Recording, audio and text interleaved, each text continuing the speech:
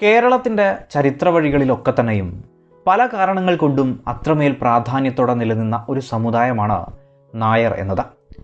പല കാലങ്ങളിലായി കേരളത്തിലേക്ക് എത്തിയിട്ടുള്ള എല്ലാ വിദേശീയരും തന്നെ നായന്മാരെ പറ്റി വിശദമായ സാക്ഷ്യപ്പെടുത്തലുകൾ നടത്തിയിട്ടുണ്ട് എന്ന് പറയുമ്പോൾ തന്നെ കേരളത്തിൻ്റെ സാമൂഹിക ജാതി രാഷ്ട്രീയ മേഖലകളിൽ നായർ എന്ന വിഭാഗം എത്രത്തോളം പ്രാധാന്യത്തോടെ നിലനിന്നിരുന്നു എന്ന് മനസ്സിലാക്കാൻ സാധിക്കും.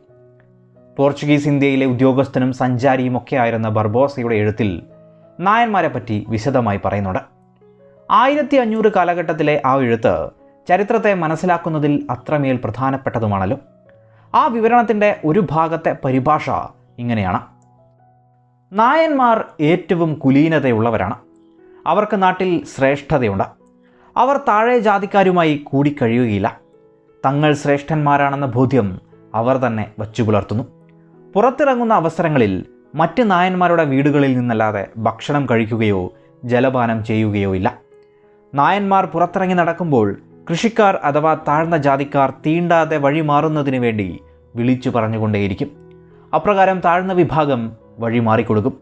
ഇനി വഴിമാറാത്ത ഒരു സന്ദർഭമുണ്ടായാൽ നായന്മാർ അവരെ കൊല്ലുന്നത് കുറ്റകരവുമല്ല. ഏതെങ്കിലും സാധാരണക്കാരൻ ഒരു നായർ സ്ത്രീയെ നിർഭാഗ്യവശാൽ തീണ്ടിപ്പോയെങ്കിൽ ആ സ്ത്രീയെയും തീണ്ടിയവനെയും അവൻ്റെ കുടുംബാംഗങ്ങളെയും സ്ത്രീയുടെ ബന്ധുക്കൾ തൽക്ഷണം കൊന്നുകളയുന്നു. ഈ ഒരു ഭാഗത്തിൽ നിന്ന് തന്നെ ആ കാലത്തെ നായന്മാരുടെ സാമൂഹിക പദവി എന്തായിരുന്നുവെന്ന് നമുക്ക് മനസ്സിലാക്കാം. നായന്മാരുടെ ഉത്ഭവത്തെ പറ്റിയൊക്കെ ഒട്ടനവധി കഥകൾ കാണാമെങ്കിൽ പോലും ചരിത്ര എഴുത്തുകളായി നിലനിൽക്കുന്ന ഇത്തരം സഞ്ചാരികളുടെ വിശദീകരണങ്ങളിലൂടെ നൂറ്റാണ്ടുകൾക്ക് മുന്നേ നായന്മാർ ആരായിരുന്നു എന്നതും അവർ എങ്ങനെ ജീവിച്ചു എന്നതും അവരുടെ ജോലി, അവരുടെ സാമ്പത്തിക അവസ്ഥ തുടങ്ങി എല്ലാം തന്നെ നമുക്ക് കൃത്യമായി കണ്ടെത്താൻ കഴിയും. നായന്മാരെ പറ്റി പറയുന്ന ഒരു വിശേഷണം എന്നത് പഴയകാല കേരള മണ്ണിലെ ഭരണവഴികളുടെ കണ്ണും കൈയും കൽപ്പനയും നായന്മാരായിരുന്നു എന്ന നിലയിലാണ്. ആ കാല വ്യവസ്ഥിതി ആലോചിച്ച് നോക്കുമ്പോൾ അത് ശരിയാണെന്ന് നമുക്ക് മനസ്സിലാക്കാനും സാധിക്കും.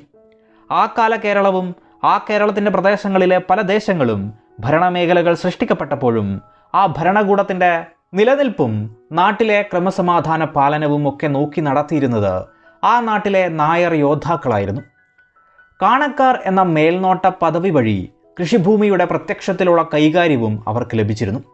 ചുരുക്കിയാൽ ദേശത്തെ രാജാവിനെയും ആ ദേശത്തിനെയും എല്ലാവിധ സൗകര്യങ്ങളോടും കൂടി നിലനിർത്തുകയും ആ സുഖസൗകര്യങ്ങളെ സ്വയം അനുഭവിക്കാൻ കൂടി വഴിയും സൃഷ്ടിക്കപ്പെട്ട കേരളത്തിൻ്റെ പ്രഭുവർഗം തന്നെയാണ് നായന്മാർ എന്ന വിഭാഗം. പൊതുവെ എല്ലാ ചരിത്രകാരന്മാരും ഇത്തരമൊരു ആശയത്തോട് യോജിക്കുന്നുമുണ്ട്.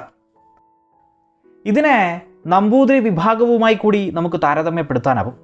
കേരളത്തിൻ്റെ പഴയകാല സാമൂഹിക വ്യവസ്ഥിതിയിൽ ജനസംഖ്യയിൽ ഏറ്റവും കുറവുള്ള നമ്പൂതിരിമാർ ഏറ്റവും ഉയർന്ന വിഭാഗമായി ഭരണമേഖലകളടക്കം അംഗീകരിക്കുകയും ഇവരുടെ സമ്പ്രദായങ്ങളെയും ആശയങ്ങളെയും ഭയഭക്തി ബഹുമാനത്തോടെ ഈ നാട്ടിലെ ജനതയ്ക്ക് കേൾക്കേണ്ടതായും വന്നിട്ടുണ്ട്. അറിവുള്ളവർ അല്ലെങ്കിൽ ദൈവത്തിനോട് ഏറ്റവും അടുത്തു നിൽക്കുന്നവർ എന്ന രീതിയിലുള്ള നമ്പൂതിരിമാരെ മികച്ച രീതിയിൽ സ്വീകരിച്ചാൽ അതിൻ്റെ പുണ്യം കിട്ടുമെന്നൊക്കെ വിശ്വസിച്ചിരുന്ന സ്വാഭാവിക ജനത ഇതിനെയൊക്കെ അംഗീകരിക്കേണ്ടതായും വരികയാണ്. എന്നാൽ ഈ നമ്പൂതിരി വിഭാഗത്തിനൊക്കെ ജനസംഖ്യ അത്രമേൽ കുറവായതുകൊണ്ട് തന്നെ ഈ കാര്യങ്ങൾ അത്രയും നോക്കി നടത്തുകയോ അവരുടെ സമുദായത്തെ അവരുടേതായ രീതിയിൽ നിലനിർത്തുക എന്നതുമൊക്കെ ബുദ്ധിമുട്ടേറിയ കാര്യങ്ങളാണ്. പ്രത്യേകിച്ച് അവർ ഒരു വാരിയർ ക്ലാസ് ഒന്നുമല്ലെന്നിരിക്കെ അവർക്കൊരു സംരക്ഷകരുടെ ആവശ്യവുമുണ്ട്. സ്വാഭാവികമായും നിലവിൽ തന്നെ ഭരണപരമായ ചുമതലകളിലൊക്കെയുള്ള ജനസംഖ്യയിലും പ്രബലമായ നായന്മാർ ആ ഉത്തരവാദിത്തം കൂടി ഏറ്റെടുക്കുകയും നായർ വിഭാഗം ജനസമൂഹത്തിനിടയിൽ ഏറ്റവും ശക്തമായ വാളിൻ്റെ അടക്കം മറുപടി നൽകാൻ കഴിയുന്ന ജനവിഭാഗമായി മാറുകയുണ്ടായി. ക്ഷേത്രങ്ങളും ക്ഷേത്രഭൂമിയുമൊക്കെ നമ്പൂതിരിക്കാണെങ്കിൽ പോലും അതിനെ നോക്കി നടത്തിയിരുന്നത് നായന്മാർ ആയിരുന്നെന്നും കാണാം. അതാണ് ഞാൻ നേരത്തെ പറഞ്ഞ കാണക്കാർ എന്ന മേൽനോട്ട പദവി. ഇത്തരത്തിൽ നായന്മാർക്ക് ലഭിച്ച പദവി കാലക്രമേണ അവരുടെ ശക്തി വർദ്ധിപ്പിക്കുമല്ലോ. പ്രത്യേകിച്ച് നമ്പൂതിരി വിഭാഗത്തിൽ നിന്നുള്ളവർ നായർ തറവാടുകളിലെത്തി സംബന്ധം നടത്തുന്നതോടെ അതിലൂടെ സൃഷ്ടിക്കപ്പെടുന്ന നായന്മാർ ഉയർന്ന ഗണത്തിലുള്ള നായന്മാർ എന്നൊരു പൊതുധാരണ പോലും അക്കാലത്ത് ഉണ്ടായിരുന്നു. സ്വാഭാവികമായും കേരളീയ ജനസമുദായത്തിൽ അവർ അനുഭവിച്ചിരുന്ന പദവി എല്ലാ വിദേശീയരായ എഴുത്തുകാരും സൂചിപ്പിക്കുകയും ചെയ്തിട്ടുണ്ട്. യോദ്ധാക്കളായി ജീവിക്കുക എന്നത് ഏറ്റവും വലിയ കാര്യമായി കരുതിയിരുന്ന നായന്മാരെ പോർച്ചുഗീസിൽ വിഖ്യാത കവിയായി മാറിയ കമോയൻസ് വിശേഷിപ്പിച്ചിട്ടുള്ളത് വാളിൻ്റെ പ്രയോഗമൊഴിച്ചുള്ള തൊഴിലുകളെ പുച്ഛിച്ചു തള്ളുന്ന ഗർവിഷ്ഠന്മാർ എന്ന നിലയിലാണ്. ഇത്തരത്തിലുള്ള പ്രസ്താവനകൾ ആ കാലത്ത് കേരളത്തിലെത്തിയ മിക്കവരും എഴുതി വച്ചിട്ടുണ്ട്. നായർ വിഭാഗവുമായി ഏത് വിദേശീയരും ഇടപെട്ടിട്ടുണ്ടാവും എന്നത് ഉറപ്പുള്ള കാര്യമാണല്ലോ. അതുകൊണ്ട് തന്നെ എഴുത്തുകൾക്ക് നേർസാക്ഷ്യത്തിൻ്റെ അടയാളങ്ങൾ കൂടി പതിപ്പിക്കേണ്ടി വരും. പോർച്ചുഗീസുകാരെ പോലെ തന്നെ ഫ്രഞ്ച് ചരിത്രത്തിൻ്റെ ഭാഗമായ നാവിക സഞ്ചാരിയായ ഫ്രാങ്കോ പിറാറിൻ്റെ 1606 എഴുത്തുകളിൽ നായന്മാരെല്ലാം പ്രഭുക്കന്മാരാണെന്നും ആയുധവിദ്യയല്ലാത്ത തൊഴിലുകൾ അവർ ചെയ്യില്ലെന്നും അവർ ഏത് സമയവും ആയുധം അണിഞ്ഞാണ് നടക്കുന്നത് എന്നും പറഞ്ഞു വയ്ക്കുന്നുണ്ട്. 1500 കാലഘട്ടത്തിൽ കേരളത്തിലുണ്ടായിരുന്ന ഇറ്റാലിയൻ സഞ്ചാരിയായിരുന്ന വാർത്തോമയും അവരുടെ കുലീന പദവിയെയും ധാർഷ്ട്യത്തെയും ശൗര്യത്തെയും ഒക്കെ പറഞ്ഞു വയ്ക്കുന്നുണ്ട്. അദ്ദേഹത്തിൻ്റെ നായർ വിശേഷണം ഇങ്ങനെയാണ്: പദവിയിൽ രണ്ടാമന്മാരായ നായിരി അഥവാ നായന്മാർ നമ്മുടെ നാട്ടിലെ കുലീന വർഗ്ഗങ്ങൾക്ക് തുല്യമായ കുലീനതയുള്ള വർഗ്ഗമാണ്. അവർ ആയുധം ധരിക്കാൻ ബാധ്യതപ്പെട്ടവരുമാണ്. വഴിയിലൂടെ സഞ്ചരിക്കുമ്പോൾ വാളും പരിചയും കുന്തവും ഒന്നും കൈവശമില്ലെങ്കിൽ അത് അവർക്കൊരു അയോഗ്യതയായിത്തീരുന്നു, വാർത്തോമ പറഞ്ഞു വയ്ക്കുന്നു. ഇനി 1859 മുതൽ 1864 വരെ കൊച്ചി മേഖലകളിൽ താമസിച്ചിരുന്ന ഡോക്ടർ ഫ്രാൻസിസ് ഡേ താഴെയുള്ളവരോട് അത്രമേൽ ധാർഷ്ട്യത്തോടെ പെരുമാറുന്ന ഗർവിഷ്ഠരാണവർ എന്നും നായന്മാരെ വിശേഷിപ്പിച്ചിട്ടുണ്ട്.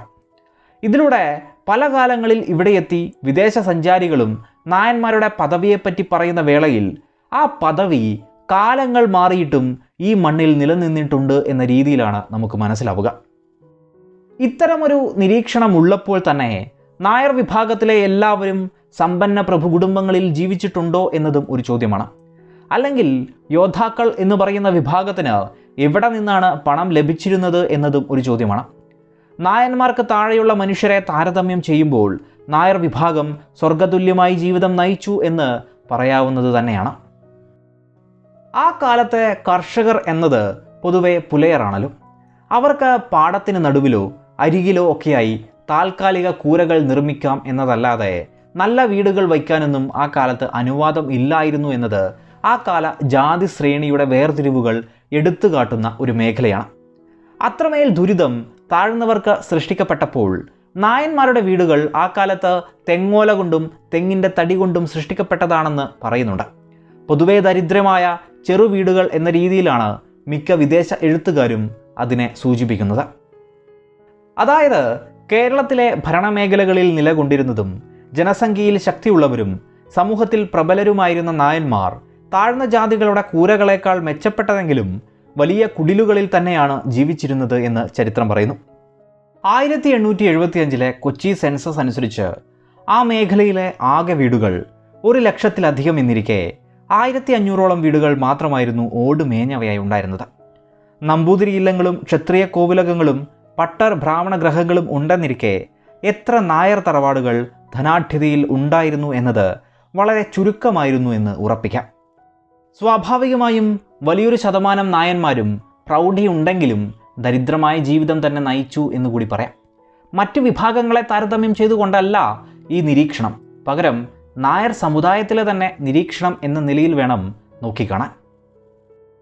അപ്രകാരം എല്ലാ അനുകൂല സാഹചര്യങ്ങൾ ഉണ്ടായിട്ടും, പ്രത്യേകിച്ച് ആയുധ ബലം പോലും ഉണ്ടായിട്ടും എല്ലാ നായന്മാരും എന്തുകൊണ്ട് ഉയർന്ന രീതിയിൽ ജീവിച്ചില്ല എന്നൊരു ചോദ്യം ഉയർന്നു വരുമല്ലോ. അതിന് കാരണം ആയുധധാരികളായി നടക്കുന്ന നായന്മാർ കൈത്തൊഴിലുകളും കച്ചവടവും വർജിച്ചിരുന്നു എന്നതാണ്. ആ കാലഘട്ടത്തിൽ ഇത്തരം തൊഴിലുകൾ പരീക്ഷിക്കുന്നത് ജാതി മഹിമയിൽ വലിയ അധപ്പതനമായാണ് നായന്മാർ നോക്കിക്കണ്ടത്.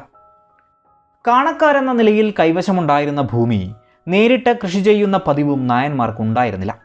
പകരം ഇടനിലക്കാരെന്ന നിലയിൽ ലഭിക്കുന്ന നെല്ലായിരുന്നു നായർ തറവാടിൻ്റെ വരുമാനമെന്ന് ചരിത്രത്തിൽ കാണാം. സ്വാഭാവികമായും കൃഷിയില്ലാതിരിക്കുകയും അല്ലെങ്കിൽ കൃഷിഭൂമി പരിമിതമായിരിക്കുകയും ഒക്കെ ചെയ്യുന്ന നായർ തറവാടുകൾക്കും ജീവിത രീതി ദരിദ്രമായിരിക്കുമെന്ന് നമുക്ക് മനസ്സിലാക്കാം. നേരെ തിരിച്ച് വലിയ കൃഷിമേഖലകളുടെയൊക്കെ മേൽനോട്ടമുള്ളവർക്ക് സുഖജീവിതവും ലഭിച്ചിരിക്കും. പാവപ്പെട്ട നായന്മാരുടെ ജീവിത രീതിയെപ്പറ്റിയും ബർബോസ എഴുതുന്നുണ്ട്. താഴ്ന്ന ജാതികളുമായി ബന്ധപ്പെടുത്തുമ്പോൾ ഇതൊക്കെ ആഡംബരമാണെന്നും കൂടി ഓർക്കുക. പോർച്ചുഗീസ് കേന്ദ്രങ്ങളിൽ സംരക്ഷകരായി നായന്മാരെ നിർത്തിയ സമയത്താണ് ബർബോസയുടെ എഴുത്തുകൾ ഉണ്ടാവുന്നത്. മറ്റൊരു രീതിയിൽ ബർബോസ കാടിൻ്റെ മേഖലകളിലേക്കൊക്കെ കടന്നു ചെന്ന് തീർത്തും താഴ്ന്നവരുടെ ജീവിത രീതികളെപ്പറ്റി പഠിച്ചിട്ടുണ്ടോ എന്നതും സംശയകരമാണ്. 90 റാത്തൽ അരി കൊണ്ട് ഒരാളും അയാളുടെ കൂടെയുള്ള ശിഷ്യനും 1 മാസത്തെ ചെലവ് കഴിക്കുമെന്നും സൈനിക ശമ്പളം കുറവാണെന്നും 1.25 ഉറുപ്പിക ഉണ്ടെങ്കിൽ 2 ആളുടെ ചെലവ് കഴിക്കാമെന്നും ബർബോസ ഈ നായന്മാരുടെ സൈനിക ഘടനയുമായി ബന്ധപ്പെട്ട് പറഞ്ഞു വയ്ക്കുന്നുണ്ട്. ദേശവാഴികളുടെയോ നാടുവാഴികളുടെയോ യോദ്ധാവ് എന്ന നിലയിൽ ജീവിക്കുന്ന നായന്മാർക്ക് സ്ഥിരമായ ശമ്പളമോ മറ്റു വരുമാന വ്യവസ്ഥകളോ പൊതുവിൽ ഉണ്ടായിരുന്നില്ല. യുദ്ധമുള്ളപ്പോൾ യോദ്ധാവ് എന്ന നിലയിൽ ദിവസേന വരുമാനം ലഭിക്കും, ഇല്ലെങ്കിൽ ഒന്നുമില്ല. സാധാരണ നായന്മാരുടെ ജീവിതം ഇപ്രകാരമായിരുന്നു. മറ്റ് ജോലികൾ ചെയ്യുന്നത് അധപ്പതനമായി കണ്ടിരുന്ന നായന്മാർ കൂട്ടമായി സഞ്ചരിക്കുകയും സംരക്ഷണം വേണ്ടവർക്ക് അത് നൽകുക എന്ന നിലയിൽ കാവൽ നിൽക്കുന്നതും പതിവായിരുന്നു. യാത്രികരെ സുരക്ഷിതമായി ലക്ഷ്യസ്ഥാനത്തെത്തിക്കുക, കോട്ടകൾക്ക് കാവൽ നിൽക്കുക, ക്ഷേത്രങ്ങൾക്കും ദേവസ്വങ്ങളുടെ സ്വത്തിനും സംരക്ഷണം നൽകുക തുടങ്ങിയ ആയുധ ജോലികളിൽ നായന്മാർ നിറഞ്ഞു നിന്നു. സഞ്ചരിക്കുന്ന സമയങ്ങളിൽ ദുർബലർ സ്വയരക്ഷയ്ക്കും അല്ലാത്തവർ ആയുധ പരിവാരം എന്ന നിലയിലും നായർ പടയാളികളെ ഒപ്പം കൂട്ടാറുണ്ടായിരുന്നു എന്നത് ചരിത്ര എഴുത്തുകളിൽ കാണാവുന്നതാണ്. തുറമുഖങ്ങളിലും മറ്റും അല്ലെങ്കിൽ പട്ടണങ്ങളുടെ പ്രധാന ഭാഗത്ത് ഇത്തരത്തിൽ കാവൽ നിയോഗത്തിനായി കാത്തുനിൽക്കുന്ന നായർ പടയാളികളെ കാണാമെന്നും ചരിത്രത്തിൽ പറയുന്നുണ്ട്. ഇത്തരത്തിൽ ജോലി ചെയ്യുന്ന നായന്മാർ എന്നത് അവരുടെ കൂട്ടത്തിലെ ഏറ്റവും ദരിദ്രരായവർ ആണെന്ന കാര്യം കൂടി ഓർക്കേണ്ടതുണ്ട്. സൈനിക മേഖലയിൽ മാർത്താണ്ഡവർമ്മയുടെയൊക്കെ കാലത്തും നായന്മാരുടെ ജീവിതം വികസിച്ചില്ല എന്നും കാണാവുന്നതാണ്. ഭൂരിപക്ഷം പേരും 45 റാത്തൽ അരിയും 60 പൈസയും ശമ്പളമായി വാങ്ങി ജീവിച്ച ചരിത്രം കൂടി നായർ പടയാളികൾ പറഞ്ഞു വയ്ക്കുന്നുണ്ട്. നമുക്കറിയാം, നായന്മാർ എന്നത് വെറുമൊരു ഒറ്റ വിഭാഗമൊന്നുമല്ല. ഈ നായന്മാർക്കുള്ളിൽ തന്നെ ഒട്ടനവധി ഉപവിഭാഗങ്ങളെ നമുക്ക് കണ്ടെത്താനാവും. അതായത് നായന്മാർക്കുള്ളിൽ തന്നെ മറ്റൊരു ശ്രേണി. ഈ ശ്രേണിയിലും വേർതിരിവുണ്ടായിരുന്നു എന്നതാണ് ഏറ്റവും ശ്രദ്ധിക്കേണ്ട ചരിത്രം. നായന്മാരുടെ ഇത്തരം ഉപവിഭാഗങ്ങളുടെ വിശദമായ ചരിത്രമൊക്കെ മറ്റൊരു വീഡിയോയിൽ ഏതായാലും പറയാം. നായന്മാർ എന്ന വിഭാഗത്തിലെ തന്നെ ഏറ്റവും ശക്തിയുള്ള അല്ലെങ്കിൽ ഉയർന്ന നായർ എന്ന അർത്ഥം വരുന്ന കൂട്ടരാണ് കിരിയത്ത് നായർ വിഭാഗം. മറ്റുള്ളവരുമായി ഇടപഴകാത്ത വർഗശുദ്ധിയുള്ള നായർ എന്ന് അവർ വിശ്വസിക്കുന്നവർ. മലബാറിലെ നമ്പ്യാർ, കൈമൾ, പണിക്കർ, ഉണ്ണിത്താൻ, തമ്പി, മാടമ്പി തുടങ്ങി ഒട്ടനവധി വിഭാഗങ്ങൾ ഈ ഒരു ഗണത്തിൽ വരും.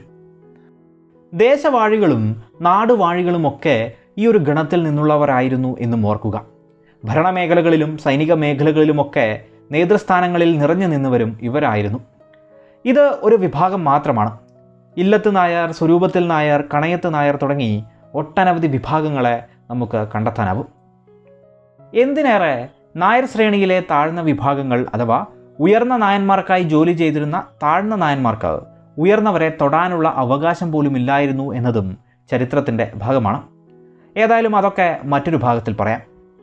ഏതായാലും താരതമ്യപ്പെടുത്തുമ്പോൾ ഭൂരിപക്ഷം വരുന്ന നായർ വിഭാഗവും ദരിദ്രരായി ജീവിച്ചുവെന്നതും നായരിലെ തന്നെ ന്യൂനപക്ഷം സുഭിക്ഷമായി സുഖസൗകര്യങ്ങളോടെ വിദേശ എഴുത്തുകാർ നേരത്തെ പറഞ്ഞതുപോലെ മറ്റുള്ളവരോട് ധാർഷ്ട്യത്തോടെ പെരുമാറി ജീവിച്ചു എന്നതും ചരിത്രം.